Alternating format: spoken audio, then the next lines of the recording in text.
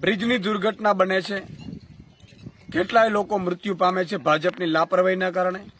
આખા ગુજરાતમાં ભાજપ પ્રત્યે રોષ છે. ભાજપ ભ્રષ્ટાચારની ચરમસીમાએ પહોંચી ગયું છે. રોડ, રસ્તા, ગટર, પાણી આ વ્યવસ્થાઓથી લોકો ત્રાહિમામ પોકારી ચૂક્યા છે. ત્યારે ભાજપ આ બધા મુદ્દાને ભટકાવવા માટે ચેલેન્જ રમી રહ્યું છે. ભાજપને હું કહેવા માંગુ છું, તમારામાં ચેલેન્જ હોય તો 161 ધારાસભ્ય રાજીનામા આપે, અમે તૈયાર છીએ લડવા માટે. પણ તમે વિસાવદરની જનતાને હું કહેવા માંગુ છું કે ગોપાલ ઇટાલિયાજી રાજીનામું નથી આપવાના.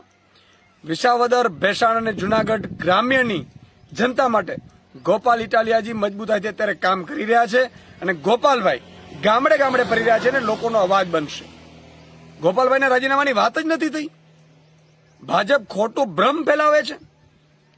ભાજપના નેતાઓને કહેવા માંગુ છું કે તમારે એટલા જ કરોડો રૂપિયા આવી ગયા હોય ઇનામના તો કરો તમારા વિસ્તારમાં રોડ રસ્તાના કામો, ગટરના કામો.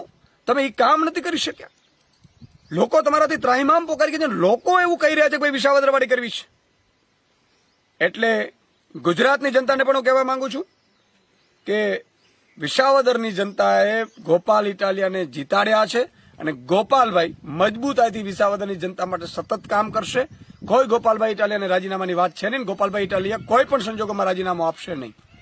અને ભાજપવાળા કામ ઉપર ધ્યાન દો. મુખ્યમંત્રી ખરેખર રાજીનામું આપી દેવું જોઈએ. 17 લોકો મૃત્યુ પામે છે, એની પહેલા 135 મૃત્યુ પામે છે. એટલા બધા કાંડ થઈ રહ્યા છે, ભ્રષ્ટાચાર ચરમસીમાએ છે અને તમને શરમ નથી આવતી. તમે આવા નિવેદનો કરો છો અને મુદ્દા ભટકાવવાની કોશિશ કરો છો. તમારામાં તાકાત હોય તો મુખ્યમંત્રીને 161 લોકો રાજીનામા આપે, અમે તૈયાર છીએ ચૂંટણી લડવા. જય હિન્દ, જય ભારત, જય જય ગરવી ગુજરાત.